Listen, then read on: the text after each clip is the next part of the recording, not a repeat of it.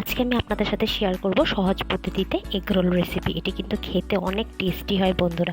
নমস্কার বন্ধুরা, পম্পি কুকিংয়ে সবাইকে স্বাগত জানাচ্ছি। আমি একটা বাটি নিয়ে নিয়েছি, ওর মধ্যে আমি 1 কাপ মতন ময়দা বা আটা, যেটাই আপনারা চান নিতে পারবেন। আমি এখানে আটা নিয়ে নিয়েছি। তো 1 কাপ আটা নেওয়ার পরে ওর মধ্যে দিয়ে দিয়েছি একটা ডিম ফাটিয়ে।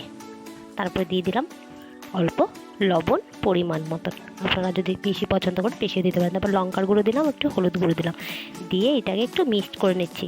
মিক্সড করার পরে অল্প জল লাগবে। তো আপনারা যতটা জল দরকার হয় তো অল্প অল্প করে জল দিয়ে একটা ব্যাটার এটা তৈরি করে নিতে লাগবে।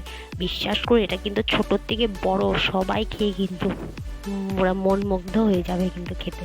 এটা একদিন বাড়িতে অবশ্যই বানাবেন, দেখবেন সবাই পছন্দ করবে। তো এরকমভাবে ব্যাটারটা তৈরি করে নিয়েছি।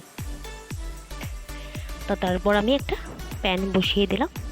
তো প্যানের মধ্যে অল্প তেল ছিল, তো তেলটা গরম হয়ে এসছে। আসার পরে আমি দিয়ে দিলাম। আমি এটা দিয়ে দুটো বানাবো, 1 কাপ দিয়ে দুটো বানিয়ে নিচ্ছি আমি। তো দিয়ে চামচ দিয়ে একটু পাতলা করে নিচ্ছি, নাহলে মোটা হবে। তো কাঁচা যাতে কোনো দিকে না থাকে, একটু লো ফ্লেমে রান্নাটা করলেই হলো। তো এটাকে আমি এখন ভেজে নিচ্ছি হালকা হালকা করে। তো 1 পাট হয়ে গেছে, তারপরে আমি আরেক পাট এভাবে উল্টে দিচ্ছি।